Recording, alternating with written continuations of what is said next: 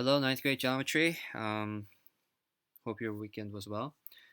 I took a look at your performance task that you guys submitted for Pearson, and they do not look okay. From only a couple of, I only had a chance to look at only a couple of those, but I understand that the question was a little bit out of the norm. As you know, that these are unforeseen times and unforeseen circumstances. So what I'm going to do for you now for today is that I am going to give you guys the insights as to how to do this question. And what I want you to do is take a look at this video and take some notes down as to how to solve this question. And I'm going to reassign you a similar question on Google Classroom that I would like you guys to finish by the end of the day. Now, I did not give you a grade for performance task A, particularly because that is not what I want to see from you guys. Some of you guys didn't even bother trying because, oh, this is too hard and we can't really do it. So I will break it down for you. So take a look at this video, and if you still don't have any, still can't do the assignment that I'm giving you, then there's no excuses for that. Okay, so um, let's get started right away. William is an architect. He's designing a pedestal for a large sculpture that will be placed in a triangular plot of land. So this triangular plot of land here will be this A, B, C. He begins his plans by drawing the plot of land, which he labels A, B, C, and then adding a circle in the center G. Okay, tangent to all three borders of the plot is shown. Now, a lot of you guys were okay with part A and B here. This should be scalene triangle, as you know, and this should be explain your reasoning. You guys know that scalene triangle has a different sides and different angles. Okay, this requires absolutely no math for the first question because you have already given these three angles from the first place. You're also given the length of the three sides, so you already automatically know that it's a scalene triangle. So this is no problem, but the problem starts from uh, the second part, or even from part A of the second question. But part C is also easy. Where is the center of the circle? Well, it's obviously at G. Well, why is that? Well, because if you take a look at this circle here, it says center is at G, so it's literally just labeled for you. So there's no work that needs to be done for the first question. However, starting from the second question, a lot of you guys left it blank, said I don't know, said that, you know, I only have 30 seconds to turn it in, so I'm just turning in whatever I have. Okay, but think about it first. BFG is 90 degrees. We have already talked about how if these lines are tangent to one another, tangent lines create 90 degrees, or they're perpendicular to radius. So EG is perpendicular to AB. GD is perpendicular to AC. So if we were just to label all of those out, for example, EG is perpendicular to AB, and GF is perpendicular to BC. All of these create 90 degrees. We have talked about if that, I remember in class I told you two things I want you to remember from tangent lines is that the tangent lines create 90 degrees, okay? And then when tangent lines are meeting outside, they're always equal to one another. Well, that's secondary, but this is the first thing I already taught you guys. So part A, some of you guys are okay, some of you guys are still not. Then it starts with part B. Well, okay, well, this was the same picture, but part B explained, we know that tangent lines create 90 degrees with radius. Anything along those lines would have been fine. Starting from part C, you guys gave up. The fencing William chooses costs 29.53 per foot. The fence, if you guys read the question up here, which he labels and then adds a circle center G with all three borders. I believe the circle, let me see the question here, the circle was the fence right here. I think for part B the question has been written up here, but I guess I cropped it out. But the circle is the fence. So what that means is that it's simple. You guys have to find out the length of the circle. The length of the circle is the circumference, as you should already know, and that's 2 pi r. Because they give you the radius as 31.644, that's your radius, and you plug it into 2 pi r, and you find the circumference. And because it's $29.53 per foot, you guys just simply have to take 2 pi times 31.644, which should give you around 198.825 foot, and then each foot is $29.53. So all you got to do is just multiply accordingly. And you guys should get around 5,871. Round to the nearest penny, 0.30. Okay, so read the question carefully. Please, the circle is the fence. That means the fence goes around the circle like this. It's not the area, it's none of that, and you're given the radius, which makes it very, very plain old simple. So 5871.30, that's 5. Okay, what percent of the fencing will be used between points D and E? Okay, so that is this part right here. Actually, I labeled the wrong part. It's this part. So this portion out of the entire circle is what they're really asking you for. Now, in order to do so, what we need to know is something called the central angle, because we're talking about dividing the circle up into a proportion like a New York sliced pizza, and we want to find out what this length is going to be.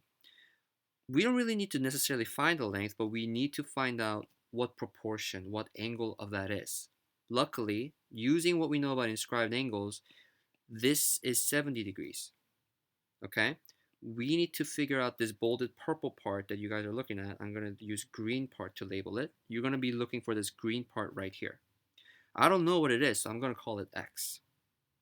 Now, if that's X, all of this other part from red to red, this part right here, should be 360 minus X. You guys already know that this entire thing is a circle.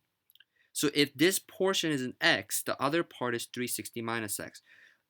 I can already hear some of you guys going like, okay, this is too much. Like, I can't do this. We've done this before in class. If you give it a try, you can do this. You've done this before. So if you know the formula for outside inscribed angle with these two tangent lines, 360 minus X, and the X, those two arc measurements basically. I'm going to label it in sort of navy blue color. This one and this one. What do we do with those two? The magic formula was that we always subtract those two because it's not an hourglass, right? It's not this situation where we're trying to look for the angle inside. We're going to, we're not adding those two arcs. We're subtracting the arcs. So we subtract the arcs, divide it by 2, because I've already told you that 1/2 is going to be your favorite magic number for this topic, is equal to 70 degrees. Once you do your math, do your algebra, multiply by 2, subtract the x's together, you get 360 minus 2x is equal to 140, and you get 2x is equal to 220, and you should get x is equal to 110. Okay, now 110 is not going to be your answer. We want to find out the percentage. So what is this in terms of the whole thing? How much is the whole thing? The circle is always 360. So if you take 11 out of 36, or that's in your decimal, so you got to multiply that by 100, but 11 out of 36 should be 0.305 multiplied by 100. So your final answer in percentage would be 30.5%. Round to the nearest percent, please don't forget that. Should be 31%. And kind of makes sense because if you take a look at the circle, if you divide each of these equally, it should be 33% each, right? So 31, seems okay. So that's how you figure out for part C and D. I know it's a lot of stuff to take in. They're asking you to find the price. They're asking you to find the proportion. It's a lot to take in. But just take a look at what we did. It's not that bad. The only really new thing that you have to worry about is using those two arcs and finding out how it's related to the outside angle. Final question.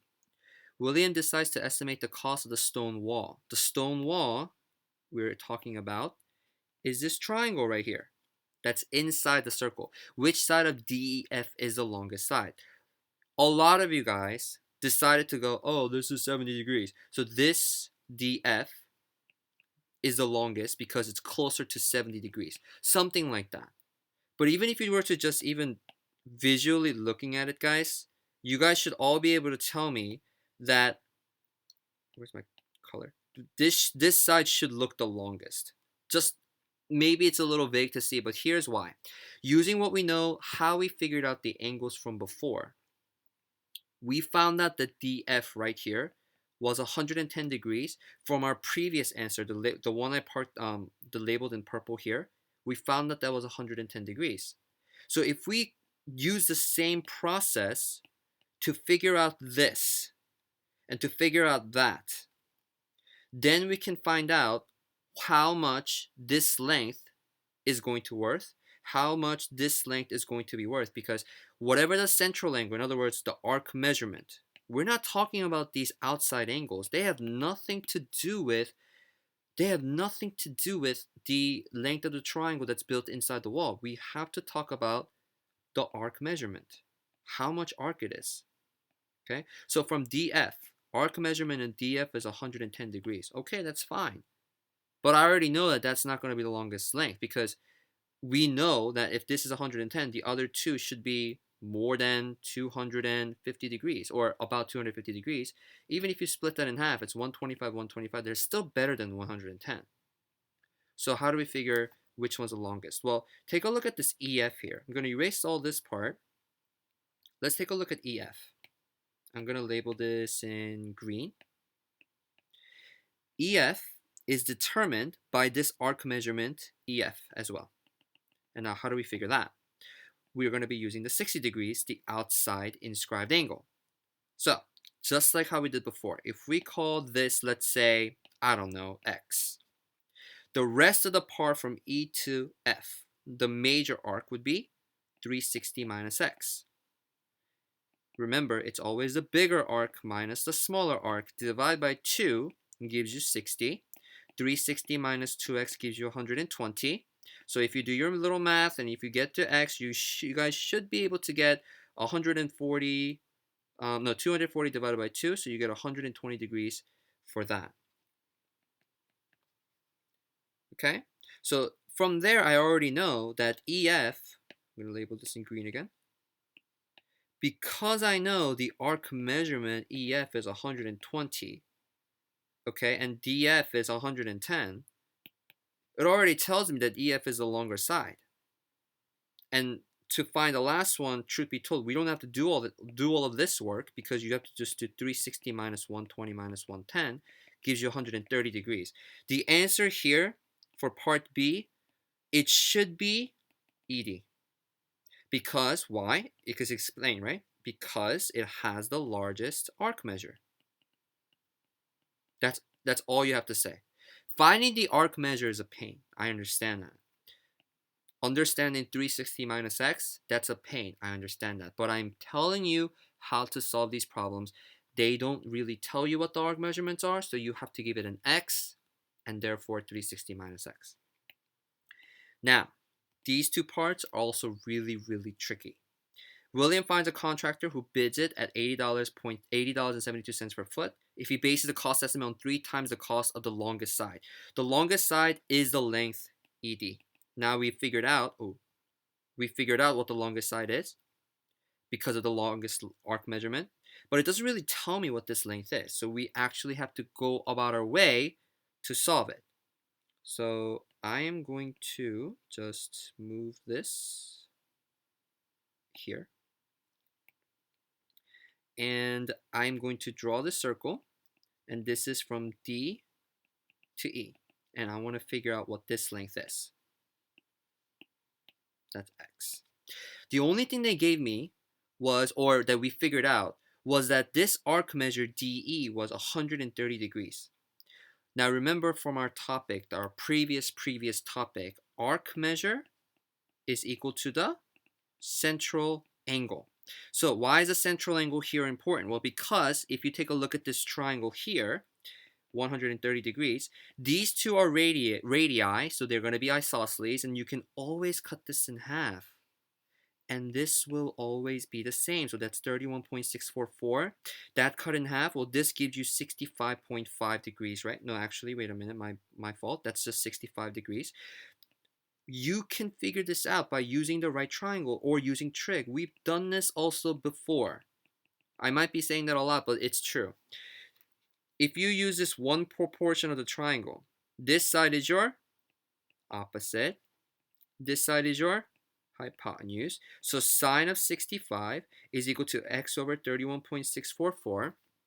And you can figure out what x is going to be. So if you do sine of 65, multiply by 31.644, and make sure you're in degrees mode, you guys should get 28.679.